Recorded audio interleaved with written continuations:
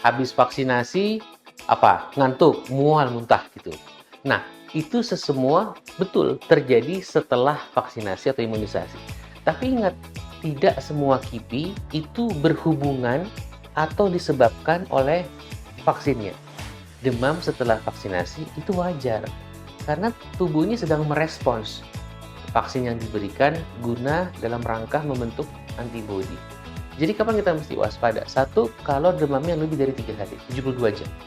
Karena tipikalnya demam karena vaksin itu tidak lebih dari 72 jam. Nah tadi, dalam membentuk antibodi, tubuh secara alamiah melepaskan berbagai zat yang namanya sitokin ya. Itu yang bikin kadang-kadang sumel, demam, rewel itu. Wajib itu artinya sudah menjadi program pemerintah, disediakan oleh pemerintah secara gratis. Jadi kita tinggal datang aja gitu untuk anak kita.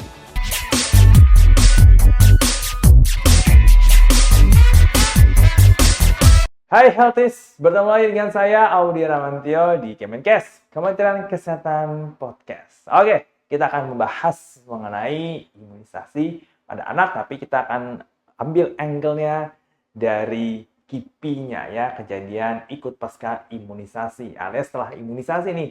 Biasanya kan ada demam-demam gitu kan ya. Tapi sebelumnya nih saya ingin mengingatkan untuk healthy semuanya bahwa sebentar lagi kita akan memasuki bulan imunisasi anak nasional. Nah, buat healthy nih yang anak-anaknya belum lengkap imunisasinya atau belum imunisasi sama sekali, langsung aja bawa ke fasilitas kesehatan terdekat seperti puskesmas untuk mendapatkan imunisasi yang sudah difasilitasi oleh pemerintah. Nah, sebelah saya ini sudah ada narasumber kita yang akan berbincang mengenai KIPI ataupun imunisasi kepada anak, yaitu dengan Dr. Dirga Sakti Rambe, spesialis penyakit dalam. Halo, Mas. siang. Halo Hertis, selamat siang. Oke, Dr. Dirga. Ya. Nah, tadi kan saya sempat membahas soal bulan imunisasi anak nasional ya. Nah, mungkin Dr. Dirga mungkin mau menyampaikan sesuatu nih. Mengapa orang tua tuh harus mengajak anak-anaknya untuk melengkapi imunisasinya ya, terutama di momen bulan imunisasi anak nasional? Betul. Jadi memang setiap tahun ya ada periode namanya World Immunization Week ya, pada imunisasi sedunia, dan juga tadi ada bulan imunisasi anak. Nah, ini adalah sebenarnya pesan pengingat ya bahwa imunisasi itu adalah hak anak. Ya. Nah, tapi kan anak kita kan masih kecil tuh. Jadi kita sebagai orang tua yang mengantarkannya gitu ya, membawa ke fasilitas kesehatan untuk dilengkapi ya. Dan ingat bahwa anak-anak kita itu harus diproteksi. Ya, karena dari dia sejak dia lahir, bahkan sejak dalam kandungan, sampai dia anak, remaja, dewasa, lansia, selalu ada risiko untuk mengalami berbagai penyakit infeksi. Yang sebagian itu bisa dicegah dengan vaksinasi atau imunisasi ya. Beberapanya itu kalau kena bisa fatal sampai dengan meninggal. Nah, itulah pentingnya imunisasi yang disediakan oleh pemerintah atau Kementerian Kesehatan ya. Jadi jangan ragu untuk vaksinasi gitu. Nah, bulan imunisasi anak nasional ini sebenarnya kalau imunisasi yang sudah difasilitasi pemerintah itu meliputi imunisasi apa aja dong? Oke, jadi dari waktu ke waktu itu pemerintah, Kementerian Kesehatan terus menambah. Jadi sekarang tuh makin lengkap. Kalau kita bandingkan sama 5 tahun lalu aja, sekarang tuh jauh lebih komplit ya. Ada vaksin BCG untuk untuk TBC ya, ada hepatitis B, ada polio, ada DTP, ada measles ya, campak, rubella. Sekarang yang terbaru tuh ada namanya rotavirus untuk diare. Yang kedua ada PCV untuk pneumonia radang paru, dan terakhir HPV untuk kanker serviks. Itu ketiga yang paling baru gitu. Dan sekarang vaksin kita itu udah seperti lengkapnya vaksin-vaksin di negara maju gitu. Jadi kita bukan negara tertinggal lagi gitu. Tapi memang kita masih punya PR sedikit nih Mas dalam hal cakupan imunisasinya. Jadi kadang masih suka naik turun gitu kan. Nah, ini kita mengingatkan kembali para healthies, para orang tua yang punya putra-putri, ayo lengkapi. Kalau belum lengkap, terlewat, disusulkan itu bisa gitu loh. Jadi nggak ada kata terlambat untuk imunisasi. Gitu. Nah, ini menarik ya. Salah satu tantangan adalah cakupan. Sebenarnya kenapa dok? Cakupan imunisasinya ini kadang suka naik turun. Ya, sebenarnya banyak faktor ya. Kalau yang tinggal di daerah terpencil mungkin ya, itu kan faktor geografis ya. Atau kadang mau vaksin aja mesti perginya agak jauh. Tapi ternyata di kota-kota besar pun gitu juga cakupannya di beberapa, tidak semua ya, di beberapa daerah, beberapa titik juga berkurang ya. Paling sering adalah karena para orang tua itu termakan atau terpengaruh oleh informasi yang tidak benar. Jadinya ragu. Takut vaksinnya kenapa-kenapa, tidak aman. Nanti ini sesuai dengan yang kita mau bahas soal KIPI tadi ya. Gitu. Jadi memang hati-hati mencari sumber informasi tentang imunisasi, tentang vaksin harus dari sumber yang terpercaya. Ini contoh ada Kemenkes ya, terus dari dokter anak, dokter di puskesmas, semua itu jadi jangan kalau kita terima baca HP ada WA gitu kita langsung percaya gitu ya. Karena kan yang bicara harus yang kompeten, yang ngerti. Kalau nggak kompeten jangan didengar. Karena ini sesuatu yang ada ilmunya gitu loh. Jadi nggak bisa semua orang tuh berpendapat itu nggak bisa. Harus ada dasar ilmiahnya itu ya.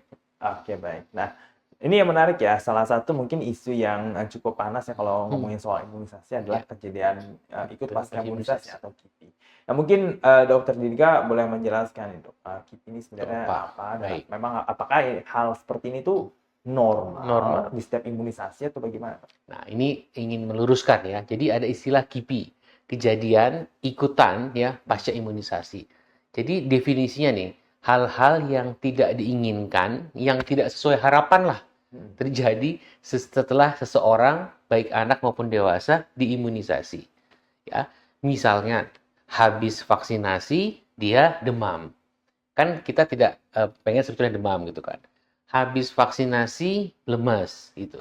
Habis vaksinasi ngantuk, mual, muntah gitu. Nah, itu semua betul terjadi setelah vaksinasi atau imunisasi. Tapi ingat, tidak semua KIPI itu berhubungan atau disebabkan oleh vaksinnya. Nih, ya, pernah dengar barangkali ya berita atau di mana. Seorang anak habis diimunisasi A gitu, tiba-tiba dia lumpuh gitu kan. Nah, biasanya itu kita paling mudah menghubungkan, oh dia habis vaksin kemarin, 2 hari lagi, 3 hari lagi lumpuh. Paling gampang kan menghubungkan karena ini karena vaksinnya. Eits, tunggu dulu ya. Ada metode-metodenya, cara-caranya untuk menginvestigasi. Dan kalau kayak gitu itu akan diselidiki nanti ya. Ada namanya Komite Daerah KIPI, Komite Nasional KIPI ya. Nah, ternyata mayoritas atau bahkan semua yang kayak begini nih, yang bombas itu tidak benar. Jadi setelah diselidiki ternyata lumpuhnya bukan karena vaksin. Sebelum vaksin pun ternyata dia sudah punya penyakit yang tidak ketahuan. Atau sudah ketahuan dia tidak berobat ya. Atau juga pernah saya ingat ternyata ada kekerasan rumah tangga. Ternyata dia lumpuhnya karena hal yang lain. Gitu. Jadi hati-hati ya. Jadi kembali ke KIPI, hal-hal yang tidak diinginkan terjadi setelah vaksinasi, tapi belum tentu karena vaksinnya. Itu. Oke, baik. Nah, ini yang lebih spesifik lagi nih ya. Salah satu bentuk KIPI ini kan adalah demam. Nah, betul. itu sebenarnya kan apakah hal yang memang normal? Ya. Dan apakah jadi kan imunisasi kan banyak tuh, ya kan? Nah, apakah setiap habis imunisasi ini terus bakalan demam gitu? Betul. Jadi nomor satu kan tidak ada orang yang pengen demam sebetulnya, betul ya. Makanya kalau demam setelah vaksinasi namanya KIPI. Tadi kembali ke penjelasan definisi tadi ya. Nah, tapi kita mesti balik sedikit nih. Gimana sih cara kerja vaksin dulu? Mungkin saya menjelaskan ya. Jadi ketika vaksin itu disuntikkan atau diteteskan ya, ada vaksin polio sama vaksin rotavirus itu diteteskan, maka tubuh itu kan mengenali kan, wah ini ada komponen vaksin ya, di mana vaksin itu akan melatih sistem kekebalan tubuh untuk akhirnya menghasilkan antibodi. Antibodi adalah perlindungan. Dalam proses timbulnya antibodi itu, tubuh secara alamiah melepaskan. Jadi tubuhnya yang melepaskan berbagai macam zat-zat yang namanya sitokin ya, kalau dalam bahasa medis. Nah, ini menaikkan suhu tubuh. Inilah yang dirasakan demam atau sumeng atau ya pokoknya anget-anget lah kayak gitu kan. Nah, jadi sebetulnya demam setelah vaksinasi itu wajar karena tubuh ini sedang merespons vaksin yang diberikan guna dalam rangka membentuk antibodi. Itu. Tetapi bukan sesuatu yang perlu dikhawatirkan. Nanti kita akan bahas tuh karakteristik demamnya mungkin seperti apa ya. Oke, baik. Nah, kemudian demam ini tadi yang saya tanyakan, apakah setiap habis imunisasi satu BCG, rotavirus, terus harus demam terus? Harus demam terus, betul. Jawabannya tidak, ya. Jadi kalau secara statistik dihitung ya, kira-kira rata-rata demam itu kejadiannya sekitar 10%. Jadi 10 dari 100 anak atau orang dewasa yang vaksin, itu dia akan demam. Bervariasi ya, bisa sumeng atau bisa sampai 38 lebih gitu misalkan ya. Nah, tapi memang ada beberapa vaksin yang kekerapan demamnya itu lebih tinggi. Saya sebutkan 2 deh. Satu vaksin DTP. Ini populer nih ya. Difteri, tetanus, pertusis. Itu memang demamnya bisa mencapai 50%. Jadi 1 dari 2 anak itu bisa demam.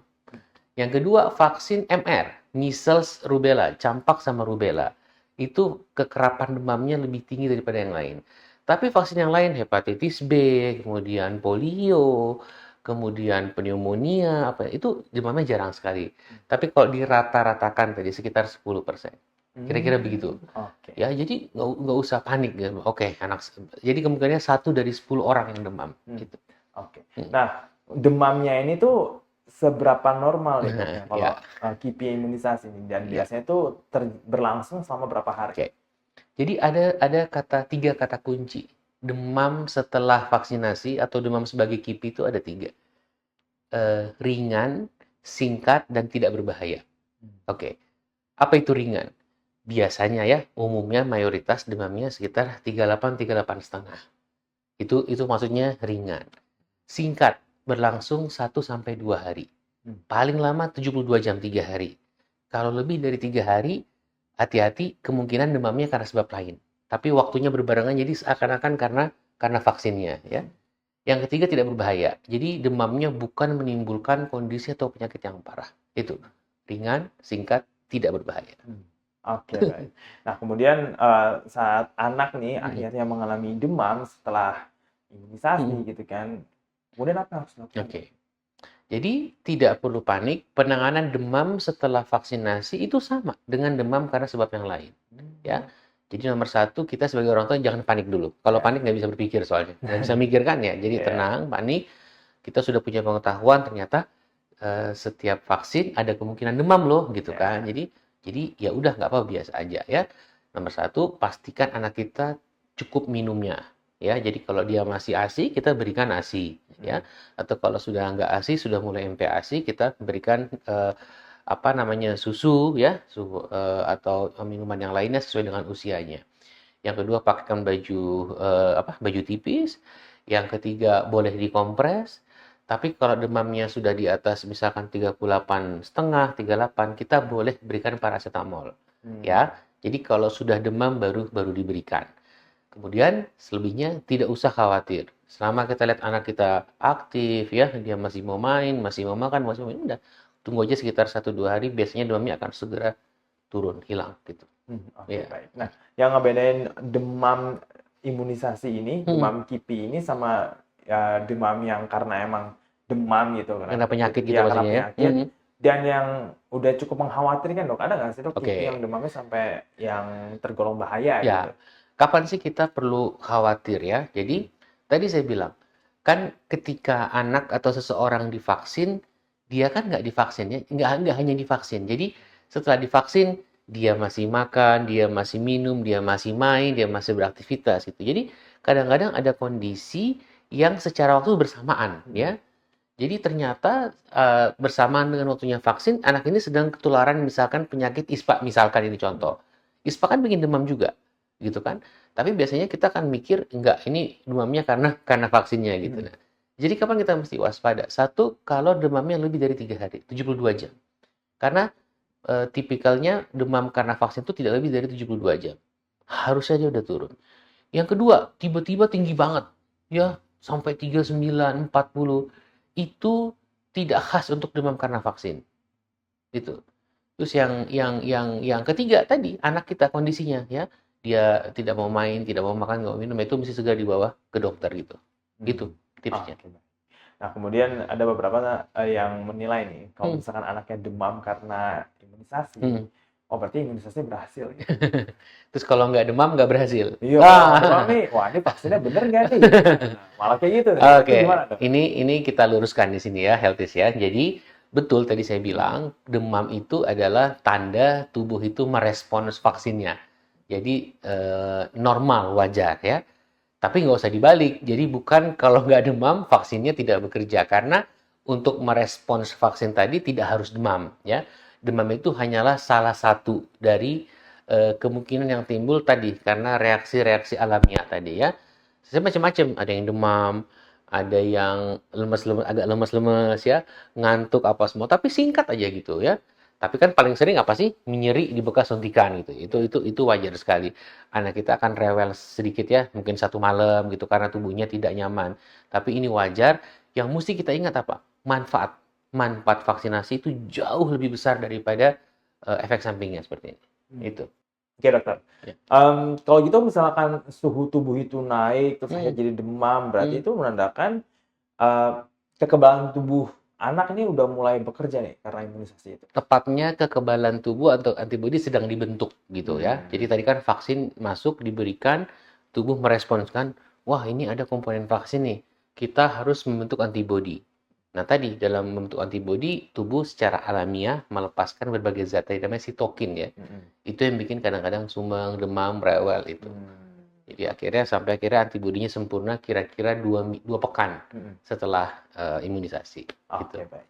Tapi dok, sebenarnya ada nggak sih caranya gitu dok untuk kira-kira biar anaknya tuh minimal ya, Oke. minimalisir kipi dari demam ini gitu. Nah, nomor satu, demam itu tidak bisa diprediksi, sayangnya. Ya, tapi kalau dari jenis vaksinnya bisa. Tadi saya sebutkan ada 2 ya. Ya. Vaksin DTP sama vaksin MR itu memang kekerapan demamnya lebih tinggi. Jadi siap-siap aja nih gitu kalau habis DTP belum ya. Yang penting kan diantisipasi kan dia Ya, nanti ya. begini-begini gitu ya. Nah, tapi kalau yang lainnya sih itu secara umum jarang sekali dan sulit diprediksi gitu. Tapi tadi yang penting kita nomor satu sebagai orang tua sih tidak panik menurut saya. Tidak panik sehingga kita bisa melakukan langkah-langkah yang cocok ya buat anak kita gitu. 1-2 hari, 1 malam biasanya habis itu udah langsung turun lagi gitu ya. Jadi nggak apa-apa. Oh iya dok. Ini mengenai kondisi anaknya itu sendiri. Karena memang anak wajib ya, bukan wajib tapi kayak berhak lah mendapatkan Iya. imunisasi. Di kondisi seperti apa anaknya nih? Maksudnya kalau misalkan anaknya mungkin sebenarnya kurang sehat atau tadi dokter sempat bilang kan, oh ini ada penyakit kurang terdeteksi, terus imunisasi, terus lumpuh gitu kan. Nah, sebaiknya kita mengajak anak untuk mulai diimunisasi ini dalam kondisi yang seperti apa? Oke. Tentu kejadian yang tadi saya contohkan itu amat sangat jarang ya. Ya. Amat sangat jarang sekali gitu. Itu contoh yang ekstrim gitu. Nah, Healthies perlu tahu, para orang tua perlu tahu bahwa setiap sebelum imunisasi itu petugas kesehatan dimanapun ya, rumah sakit, puskesmas, posyandu selalu mengadakan screening. Jadi ditanya dulu gitu ya, sehat nggak Anda hari ini? Anak Anda sehat nggak? Demam nggak? Segala macam ya. Nah, di situ menentukan yang bersangkutan itu layak atau tidak divaksinasi hari itu. Kalau memang lolos semua, maka vaksinasi nggak usah ragu gitu. Tapi tadi sebagai pegangan contoh demam ya. Demam kalau di atas 38 disarankan ditunda dulu. Kenapa? Ya nomor satu kita pengen tahu ini demamnya karena apa. Supaya nanti vaksinnya nggak dituduh lagi bikin demam gitu ya. Padahal sebelum vaksin pun sudah demam gitu. Yang kedua, supaya vaksinnya bekerja lebih optimal. Jadi supaya kalau dia lagi sakit, kita harapkan dia sembuh dulu baru kemudian divaksinasi ya. Jadi nomor satu demam. Yang kedua batuk pilek nih ya, ada anggapan kan kalau batuk pilek itu tidak boleh vaksinasi. Itu nggak tepat ya. Sudah diluruskan berkali-kali ya, baik oleh Kementerian Kesehatan, para dokter anak, bahwa batuk pilek tanpa adanya demam tadi di atas 38 itu tetap boleh vaksinasi. Itu. Jadi sehat secara umum, nggak harus yang gimana-gimana gitu, enggak gitu ya. Tapi tadi memang kalau demam baiknya ditunda. Itu. Oke, baik. Nah, kemudian saya sempat nyari-nyari nih tanggapan netizen yang mengenai imunisasi ini. Beberapanya ada yang saya ambil dari media sosial nih. Yang pertama nih, katanya imunisasi itu cuma anjuran. Bedanya ada yang disubsidi, ada yang nggak disubsidi pemerintah. Yang subsidi itu jadinya kayak imunisasi wajib. Coba dok. Ya, jadi ada beberapa istilah ya memang ya. Jadi ada istilah imunisasi wajib ya. Itu sebenarnya tidak salah, tepat. Wajib itu artinya sudah menjadi program pemerintah, disediakan oleh pemerintah secara gratis. Jadi kita tinggal datang aja gitu nganter anak kita gitu. Tapi memang di luar imunisasi yang wajib atau program tadi itu ada imunisasi tambahan. Yang sebetulnya penting juga. Semuanya penting ya. Tetapi memang masih harus dilakukan secara mandiri. Kenapa? Kita mesti ingat bahwa penduduk kita jumlahnya banyak sekali. Program kesehatan kita banyak sekali. Kemudian negara juga kan tidak hanya ngurusi kesehatan. Jadi pemerintah itu menentukan prioritas. Dan ini di semua negara begini, nggak cuma di Indonesia gitu ya. Sehingga masih ada vaksin-vaksin yang sifatnya mandiri, harus diberi. Yang suatu saat mungkin pemerintah kita sudah mengatur ulang prioritasnya atau sudah punya dana, itu bisa menjadi bagian dari program vaksinasi pemerintah atau wajib tadi. Contoh, vaksin pneumonia, kanker serviks, itu kan HPV. Dulu kan belum menjadi program pemerintah. Tapi sejak 1-2 tahun terakhir sudah menjadi bagian dari program pemerintah gitu. Nah itu, tapi harapan kita semua tentu dari waktu ke waktu pemerintah menyediakan vaksinasi yang lebih banyak lagi. Artinya lebih banyak penyakit yang bisa terlindungi untuk anak-anak kita. Gitu. Oke, baik. Kemudian ada juga tanggapan, kalau ini bukan cuma komentar netizen ya, tapi saya juga sering dengar kan, terutama dari mungkin bapak ibu kita ya kan. Kok anak zaman sekarang imunisasinya Banyak.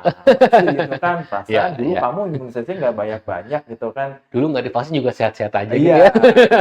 itu. Oke, jadi ini sebetulnya kan kecanggihan dari ilmu kedokteran ya, dari teknologi gitu. Jadi makin banyak penemuan-penemuan.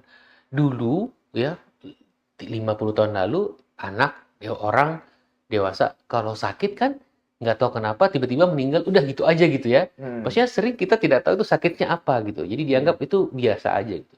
Sekarang nggak boleh dong. Dokter udah banyak, nakes udah banyak, rumah sakit udah banyak, sampai pelosok-pelosok gitu kan. Jadi kalau sakit harus tahu dong itu kenapa, ngobatinnya gimana, mencegahnya bagaimana gitu. Nah, maka timbullah tadi ya vaksin-vaksin lebih banyak lagi yang sebetulnya harus dilihat sebagai suatu kemajuan gitu. Maksudnya ini bagus itu, alhamdulillah gitu. Bukan dulu kok sekarang dikit, sekarang banyak, jadi harus ini enggak. Justru karena vaksinnya kita bahkan pengennya semua vaksin, semua penyakit infeksi ada vaksinnya, pengennya begitu. Tapi kan bikin vaksin tidak segampang itu gitu. Nah, yang sudah ada ini ayo kita manfaatkan gitu. Kuncinya adalah ketika vaksin itu sudah mendapatkan izin dari Badan POM, apalagi sudah digunakan oleh Kementerian Kesehatan secara luas, sudah dipastikan keamanan dan efektivitasnya. Jadi bukan vaksin coba-coba atau eksperimen, tidak mungkin ya. Jadi vaksin itu dipakai di program itu pasti sudah digunakan sejak puluhan tahun baru dia menjadi vaksin program itu. Oke, baik. Nah, ini agak ekstrim sih ya, Ya. komentar di netizen yang saya temukan di media sosial ya. Cuma kalau beberapa imunisasi itu dicurigakan sebagai berpotensi malapraktik ya. Atau Nah, misalkan, oh ini dokternya jualan vaksin nih gitu kan. Iya. Gimana dok kalau soal ini? Mayoritas vaksin buat anak itu gratis, ya, mayoritas. Sekarang sudah sedikit sekali vaksin yang masih harus dilakukan secara mandiri ya buat anak gitu. Jadi jualan nggak benar. Nomor 2, kalau dokter memvaksinasi anak, anaknya kan sehat. Ya, kalau anaknya sehat sebetulnya dokternya tanda petik nih rugi, kan anak sakitnya berkurang. Jadi nggak betul dong kalau jual yang sakit makin sedikit karena semua vaksinasi ya. Jadi nggak apa, tidak benar itu ya, seperti itu. Nah, ini ada satu cerita yang saya dapat nih di media sosial ini ya, yang komentar kayaknya ibu-ibu nih.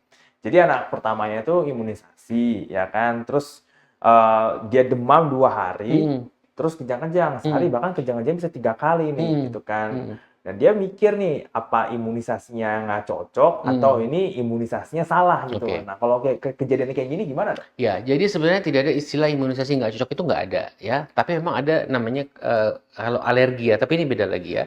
Tadi kasusnya itu adalah dia demam, dia kejang setelah demam.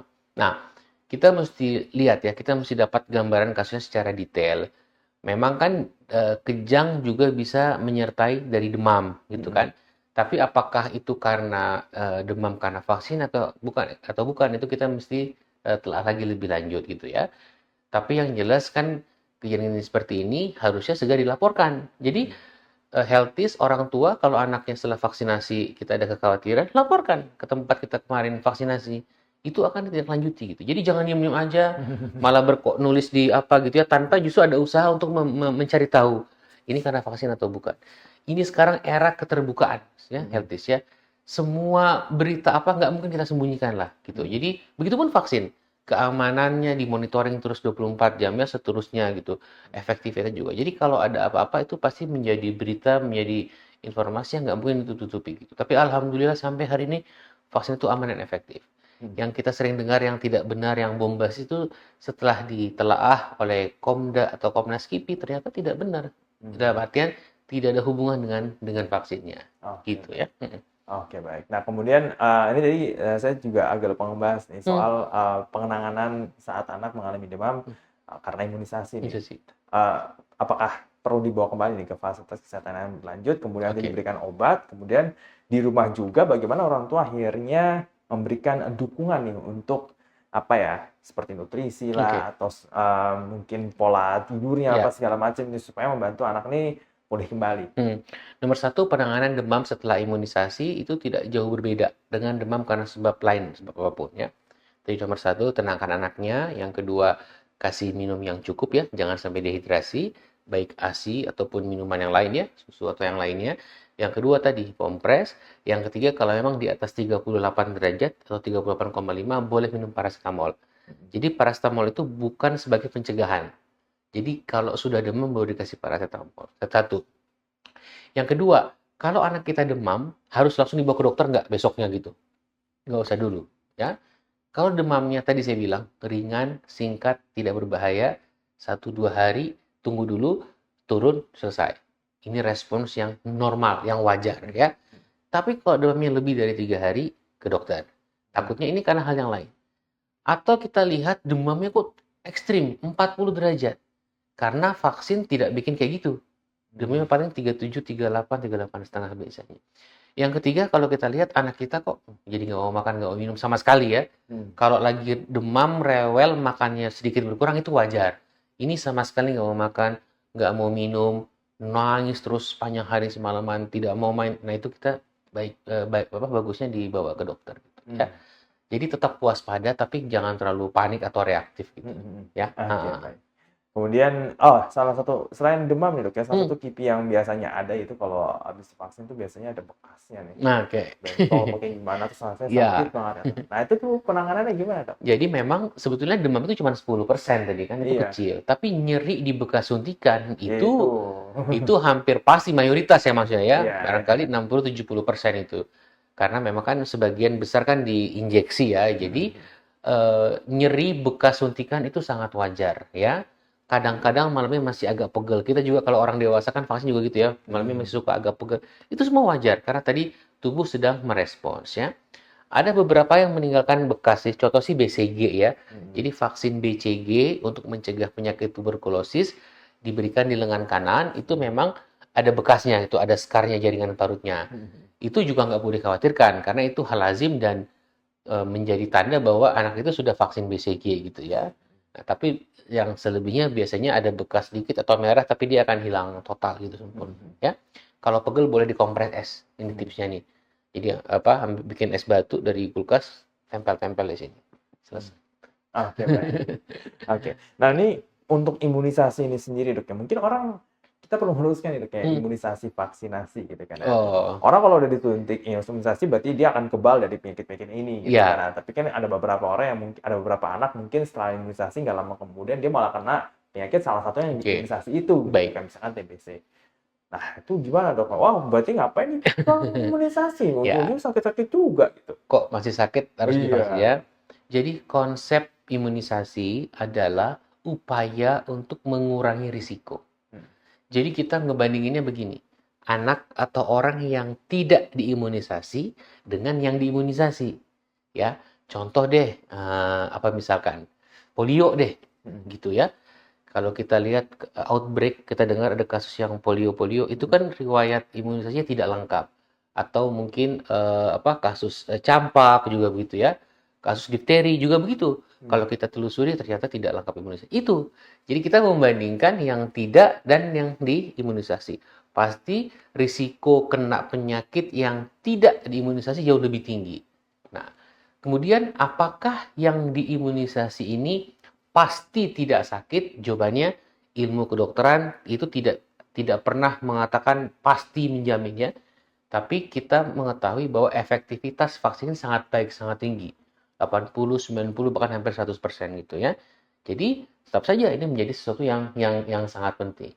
Dan kalaupun dia sampai sakit, ternyata udah vaksin dia sakit, tapi ingat kan udah punya antibodi. Itu hampir selalu sakitnya itu ringan. Gitu ya. Jadi misalkan ada anak yang udah vaksin campak. Harapannya kan tidak kena campak sama sekali. Tapi kadang-kadang masih bisa tuh memang kena campak. Tapi ringan aja. Nah, sementara yang tidak vaksin kena campak sampai bercaknya merah semua, matanya, tenggorokannya apa semua gitu ya. Nah itu, bahkan sampai radang otak gitu misal. Nah ini bedanya vaksinasi. Jadi imunisasi harus dilihat sebagai upaya menurunkan risiko yang sangat signifikan gitu misalkan. Hmm. Gitu. Oke, baik. Wah, ini pembicaraannya sudah cukup seru ya ya mengenai imunisasi ya. Jadi kita udah bahas ya healthy mengenai penting imunisasi, kemudian kipinya, Mm-mm. penanganan demam, tanggapan-tanggapan netizen gitu dok ya, dan juga konsep dari imunisasi ya. Oke, Mm-mm. untuk menutup pembicaraan kita pada episode Kemenkes kali ini, mungkin Dokter Diga bisa memberikan pesan-pesan sehat kepada Baik. healthy semuanya, silakan. Ya, jadi imunisasi ya, atau vaksinasi ini kedua istilah yang kurang lebih mirip ya. Ini adalah tanggung jawab kita semua. Jadi kalau Anda orang tua, maka jangan lupa membawa, mengantarkan imunisasi untuk anak-anak kita. Bahkan kalau kita sebagai orang dewasa, healthy, kita juga harus vaksinasi gitu. Dan saya mungkin perlu mengingatkan bahwa imunisasi ini adalah bentuk perlindungan, proteksi sepanjang hayat pada semua tahap kehidupan ya. Jadi sejak kita bayi, lahir ya, anak, remaja, dewasa, lansia, itu kita harapkan terlindungi dari berbagai penyakit infeksi. Imunisasi adalah suatu kegiatan, tindakan yang dilakukan sudah ratusan tahun. Ya, healthies. Ratusan tahun, bukan pas waktu COVID doang, enggak ya. Ini ratusan tahun dilakukan oleh banyak negara ya, hampir semua negara, bahkan negara yang sedang berperang pun itu melakukan imunisasi juga gitu loh. Saking saking pentingnya gitu. Apalagi kita negara yang sedang damai sentosa gitu ya. Jadi tidak ada alasan untuk tidak vaksinasi. Kemudian juga yang kedua, hati-hati. Ini eranya hoax, misinformasi, disinformasi. Maka acara-acara seperti ini diharapkan juga menjadi salah satu sumber informasi yang terpercaya. Hati-hati mencari informasi ya. Karena yang ngomong kan harus yang kompeten gitu Ya, ya. Jadi kalau agama ada ahlinya, ustadz ya, ya. Kesehatan juga begitu, vaksin juga begitu gitu. Jadi biasakan mendengar langsung dari ahlinya. Stay healthy, healthy. Ya. oke, baik. Terima kasih Dokter Dirga. Ya. Intinya nih ya, Healthies ya, kalau misalkan kamu baca narasi di grup WhatsApp ataupun di media sosial, itu udah pakai caps lock semuanya, ada tanda serunya tuh. Tanda serunya pakai emoji lagi. Itu udah pasti hoax tuh. Ya. Soalnya kalau yang ngomongnya orang yang berilmu ya, orang ahli ya, nggak kayak gitu ya. Bahasanya biasa-biasa aja, ya kan. Nggak pakai bahasa-bahasa bombastis. Ya oke, Oke. jadi kuncinya di situ ya. Kalau udah ketemu yang kayak gitu-gitu tuh hati-hati ya, jangan mudah percaya. Apalagi yang disebut di grup WhatsApp keluarga. Ini grup WhatsApp keluarga kadang-kadang emang suka jadi balada Betul, nih betul. dok. Ya. Hati-hati. Oke baik, Healthy. Terima kasih yang sudah menyaksikan Kemenkes kita di episode kali ini. Terima kasih Dokter Giga sudah Thank you. hadir di Kemenkes ya untuk episode kali ini. Ya. Semoga sehat selalu Dokter Terima Giga. kasih. Senang sekali bisa bertemu dan semoga kita bisa berbincang kembali ya di Amin, lain amin. waktu. Thank you. Ya.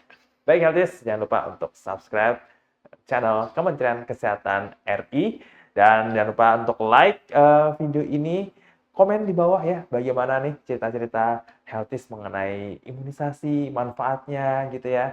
Dan mungkin ketemu teman baru gitu kan, pas lagi imunisasi sambil nunggu gitu kan. Dan juga share. Nah, yang ini yang mesti di-share ya, bukan hoax yang di-share. Tapi ini yang mesti di-share nih ke grup keluarga terutama nih ya. Ke media sosial juga ya, share ke teman-teman, ke keluarga Healthy semuanya supaya bisa mendapatkan edukasi yang baik ya, terpercaya dari ahlinya, dari sumbernya yang oke juga mengenai imunisasi. Dan kita ketemu lagi di episode Kemenkes berikutnya. Saya Dara Mantio, pamit undur diri dan saya ucapkan salam sehat.